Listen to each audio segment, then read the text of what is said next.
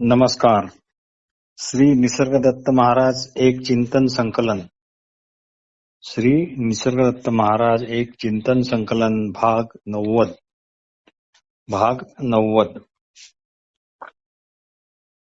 श्री निसर्गदत्त महाराज मोठे एक क्रांतिकारक विधान करतात.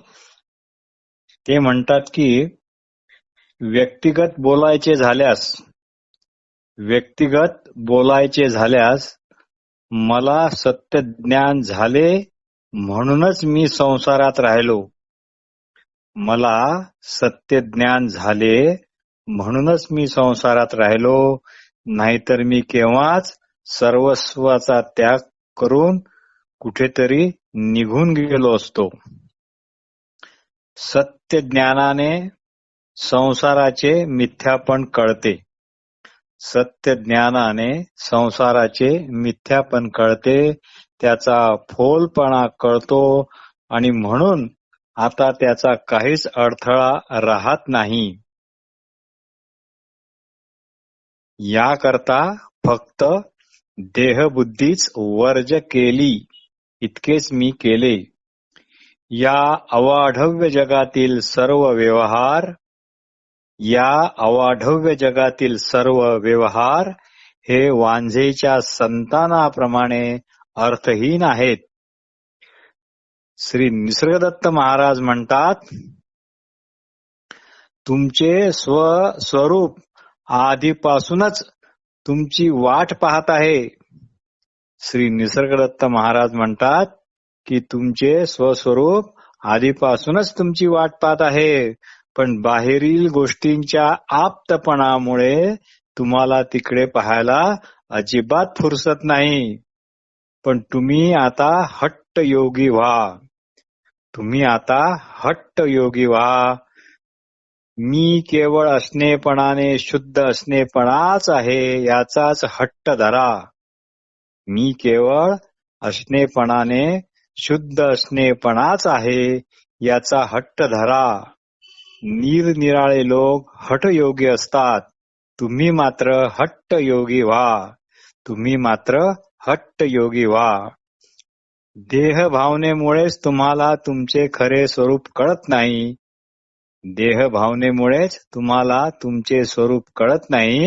जे तुम्हाला भेटायला तुम्ही मागण्यापूर्वीच ते सदैव हजर आहे, ते सदैव तयार आहे.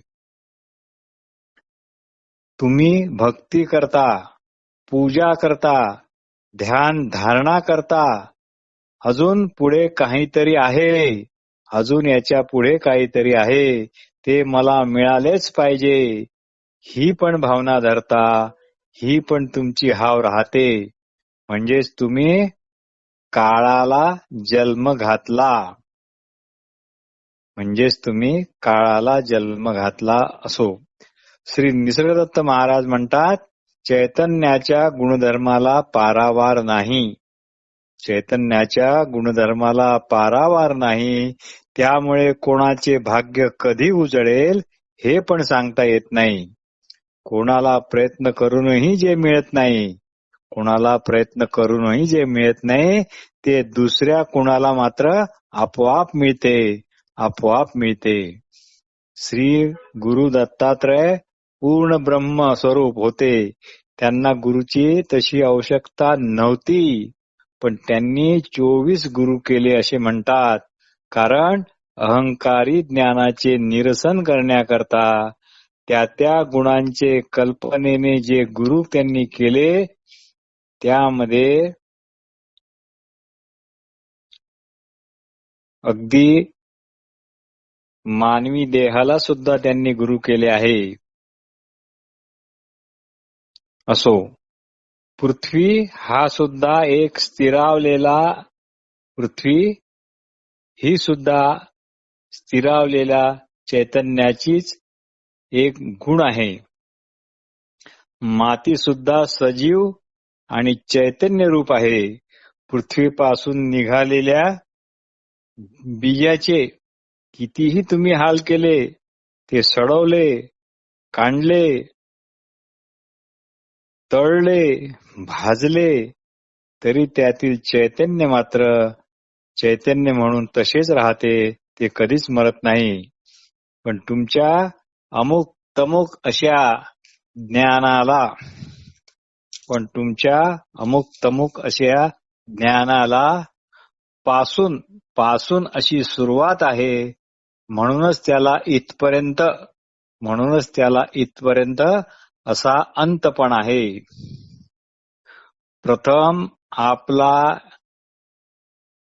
प्रथम आपल्या अशा या बुद्धीला बाजूला सारा व आपणच असणेपणाने शुद्ध असणेपणा आहोत याचे निरंतर चिंतन करा. याला चिकटून राहा. हे आपले असणेपण आपल्या चिंतनाच्याही आधीचे आहे. ते आधीचे जर नसते तर चिंतन करणे सुद्धा शक्य झाले नसते. जाणू न जाताही हे असणेपण आहेच. जाणू न जाताही हे असणेपण आहेच. ते जाणून जाताही जाणवत राहते. ते जाणू न जाताही ते जाणू न जाताही जाणवत राहते. ते जाणता येत नाही, कारण ते मुळात जाणीव स्वरूप आहे. ते मात्र जाणता येत नाही, कारण ते मुळात जाणीव स्वरूप आहे. जे जाणीव स्वरूप आहे ते अजून कसे जाणणार? बाळपणापासून झालेल्या संस्काराशिवाय मनाला आणखी काहीतरी कळते का? या अशा संस्कारापैकी काही मजकूर म्हणजे ज्ञान होय. या अशा संस्कारापैकी काही मजकूर म्हणजे मन होय. सुखदुःख मानल्यामुळेच आहेत. सुखदुःख मानल्यामुळेच आहेत, पण मानणारा त्या आधीचा आहे. सुखदुःखे काल प्रसंगानुरूप तेवढ्या काळापुरती खरी वाटतात. सुखदुःखे काल प्रसंगानुरूप तेवढ्या पुरतीच खरी वाटतात. काळ बदलला किती खोटी ठरतात. तुमच्या शुद्ध असणेपणाला जसे जसे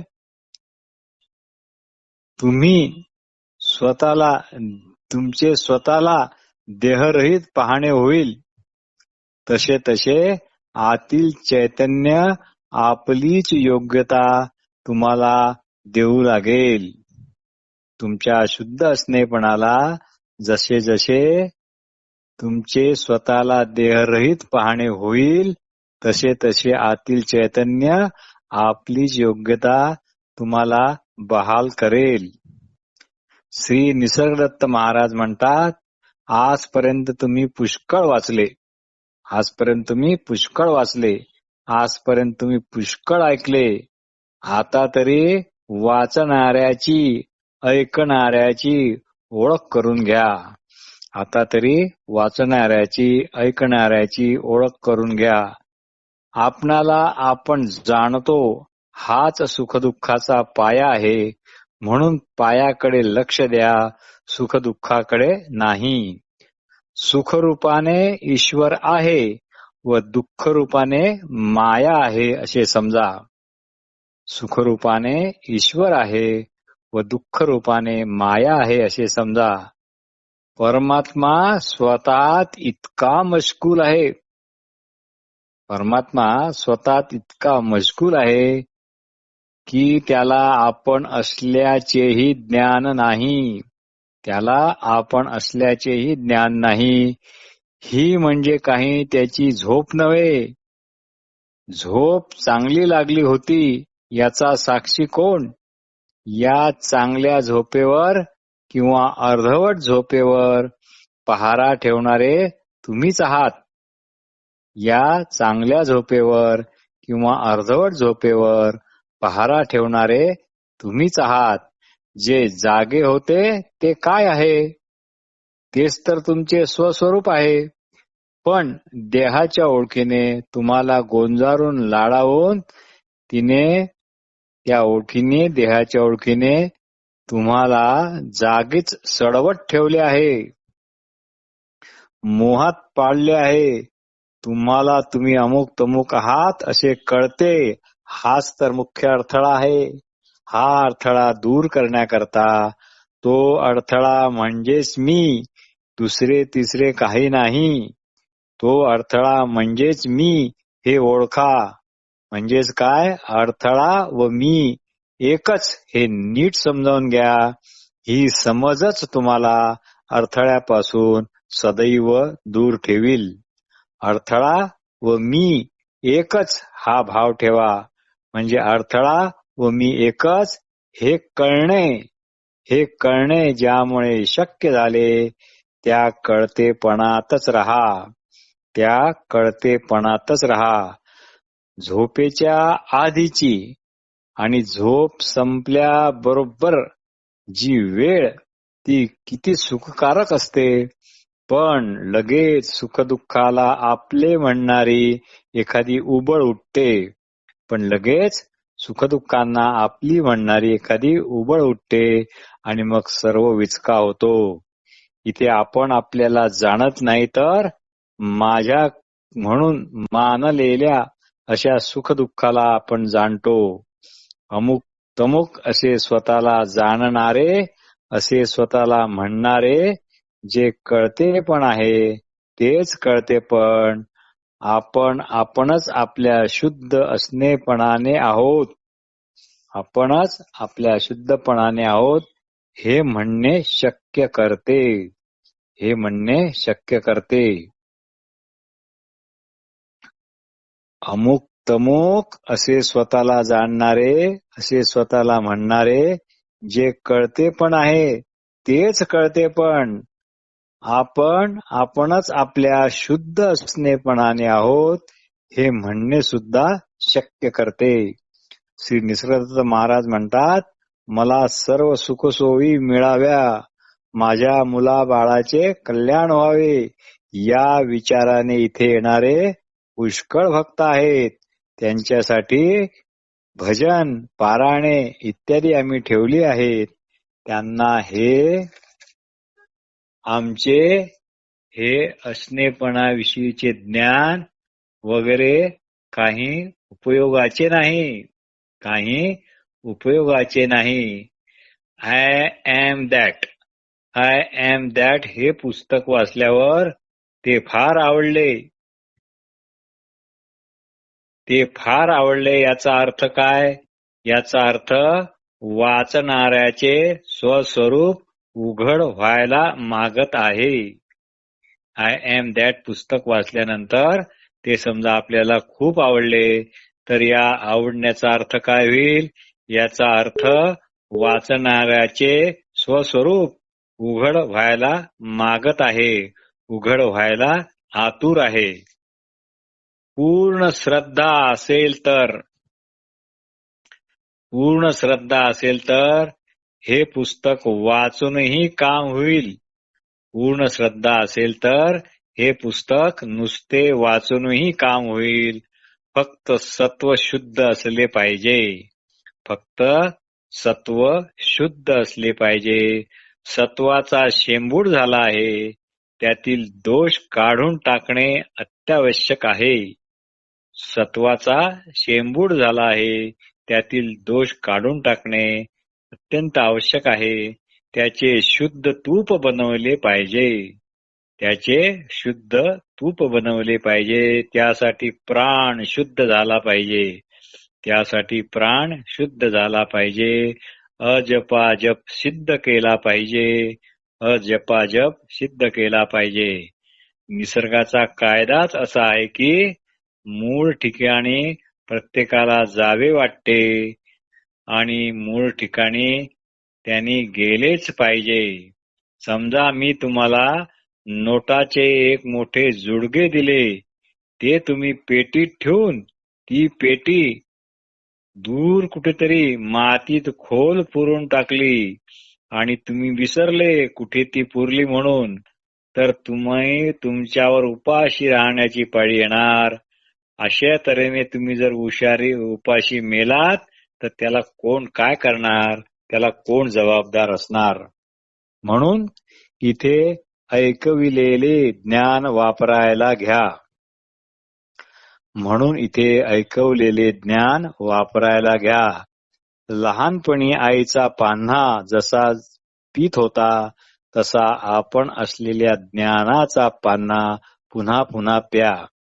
शरीर गृहीतच धरू नका, नुसते ज्ञानच पोखरीत रहा. आपण असणेपणाने शुद्ध असणेपणाच आहो हे जे कळणे ज्यामुळे शक्य झाले ते कळणे कुणाचे आहे? ते कळणे कुणाचे आहे? आणि आपण असणेपणाने शुद्ध असणेपणाच आहोत हे कोणाला कळले? हे सांगता येईल का? हेच शोधा. पाण्याचे स्रोत एकदा का समुद्रात मिळण्याकरता पुढे पुढे गेले की ते मागे कधीच पाहत नाहीत. पाण्याचे स्रोत एकदा का समुद्रास मिळण्याकरता पुढे पुढे गेले की ते मागे वळून कधीच पाहत नाही. मिठाची अवाढव्य हत्तीण स्नानाला समुद्रात गेली तर ती परत कधीच येत नाही. एकदा अंतराळात वन्नीज्वाळा विलीन झाल्या की त्या परत दिसत नाही. तापलेल्या तव्यावरचा पाण्याच्या थेंबाला मग थेंबपणाने मात्र कधीच होता येत नाही, कधीच येता येत नाही.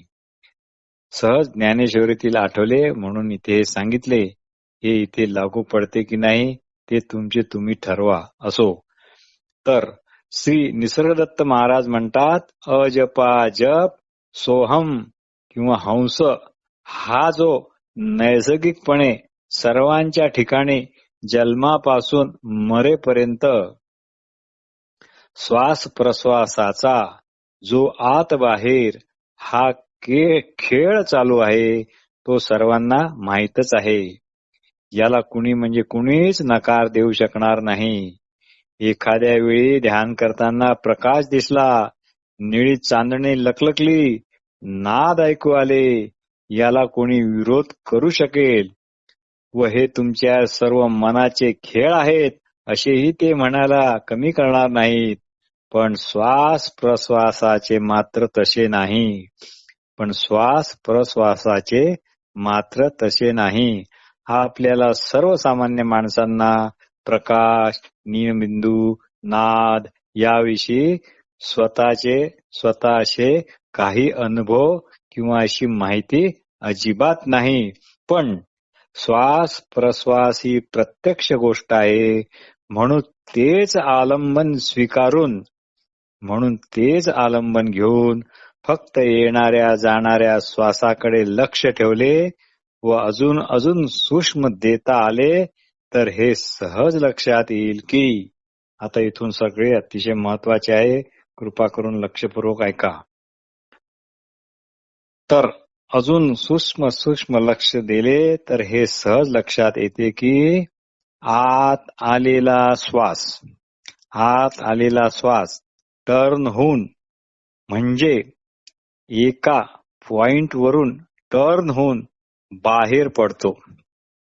आत आलेला श्वास टर्न होऊन म्हणजे एका टर्निंग पॉइंट वरून टर्न होऊन तो बाहेर पडतो.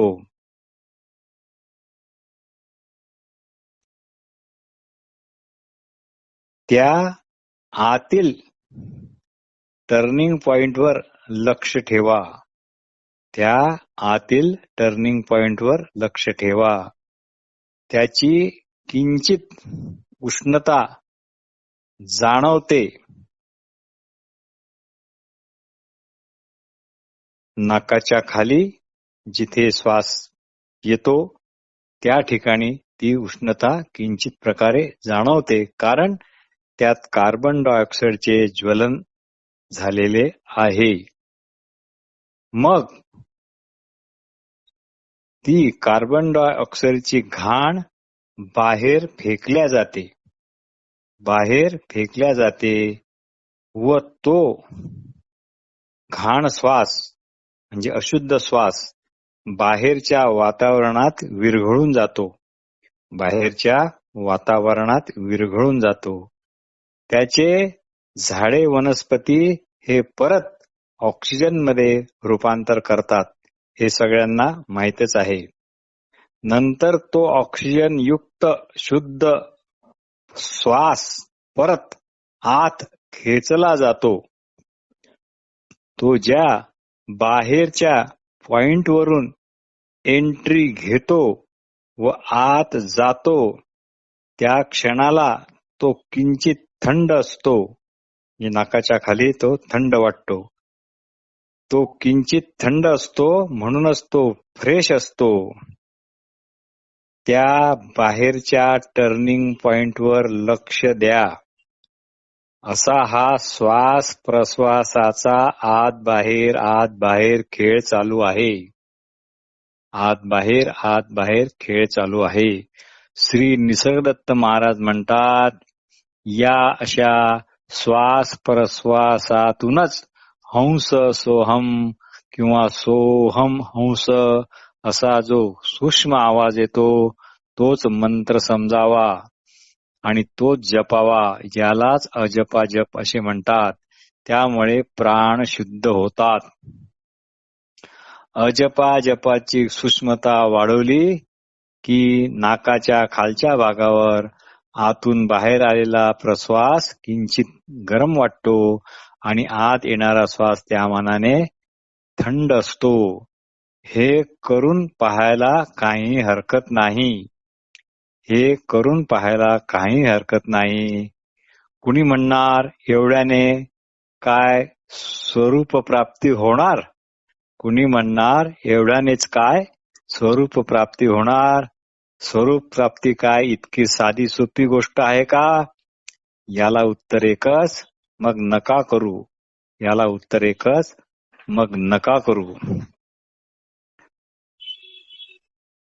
मग हळूहळू श्वास प्रश्वास अतिशय मंद होतात.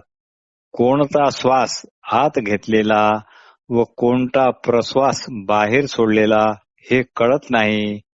त्यावेळी प्राण शुद्ध झाले असे समजावे.